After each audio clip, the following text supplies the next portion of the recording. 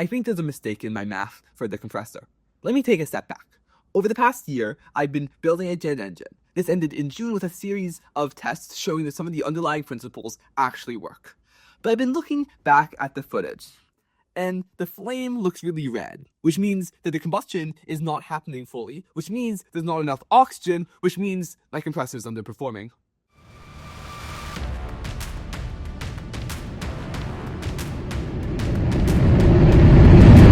But let's start with why we need a compressor. We need a compressor to compress the air. And then just raises the question why we need to compress the air. And we need to compress the air to get more air to burn with our fuel. And why do we need more air to burn with our fuel? Because that means we have a bigger reaction, which means we get more energy out, which means we go faster. Well, in the case of our jet engine, we're not going very fast. Whatever, we're producing more power. Good. That's sort of a recap of why we need one. There's a whole video actually about more details about that. The only thing you need to know for this video is that I have two compressors, or a two-stage compressor. The first stage of my compressor is a radial compressor where air is being pushed outwards, and the second stage of my compressor is called an axial compressor where when it spins, air is being pushed backwards or parallel to the shafts. With that, we can continue.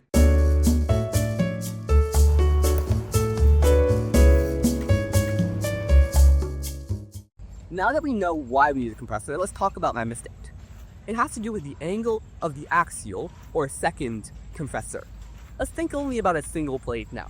You may think it looks a lot like an airplane wing, and that's not wrong, they're both aerofoils. So it may not surprise you, like other aerofoils, there's an optimal angle.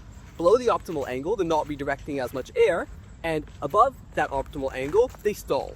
A stall is when the air over the aerofoil separates from the aerofoil itself, which leads to vortices, and in the case of an airplane, loss of lift, so they fall out of the air, and in the case of our jet engine, loss of compression, so no more air in the combustion chamber. If you ever heard of a compressor stall, this is that. So it turns out the optimal angle is right around 10 degrees. It depends on the type of airfoil, but in general, 10 degrees. So me, in my high school naivety, put the blades on my axial compressor at exactly 10 degrees. I don't have footage of the testing, but I can tell you it didn't go very well. I shrugged my shoulders and decided I must be testing wrongly and went on to go with full jet engine tests. And I swear to you, I was literally just sitting and just thinking, and suddenly it popped into my head that none of this was right.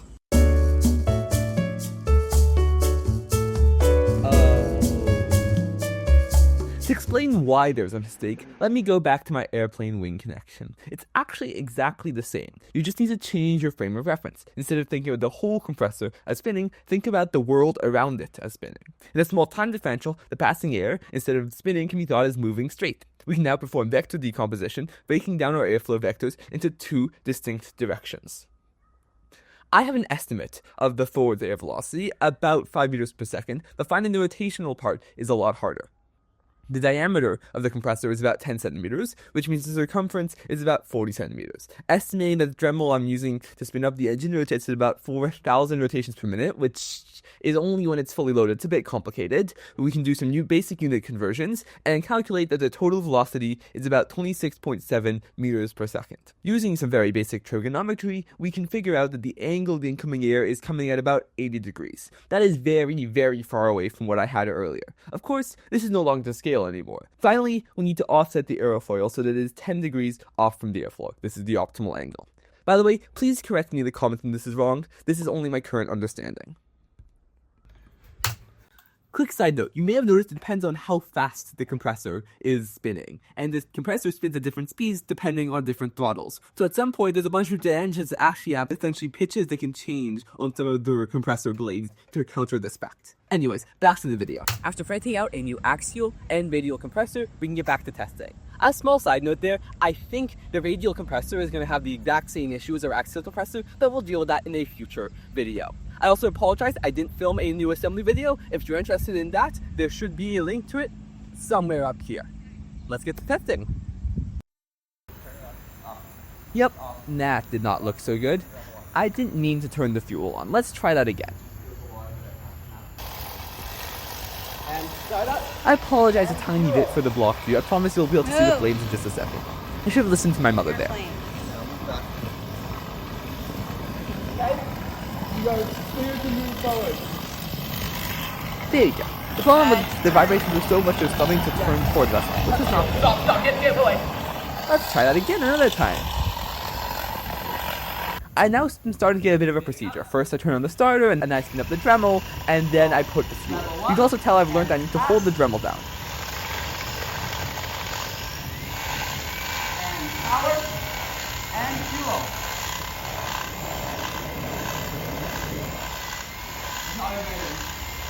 Let's do one last try.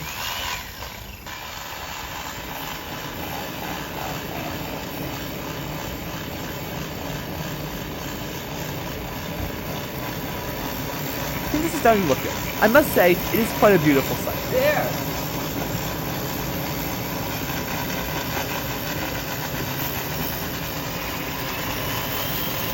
And right around now, the compressor melted. We will be back.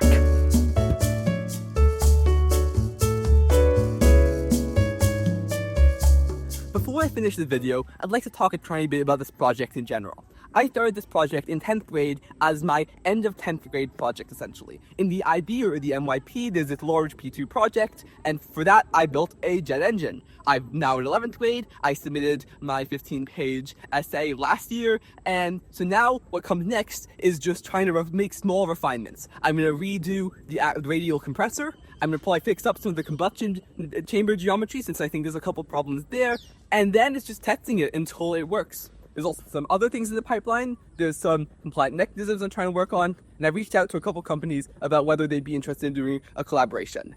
Let's see if that works out. Anyways, I'd just like to say thank you for watching this whole series, thank you for watching this video, and as always, keep hacking.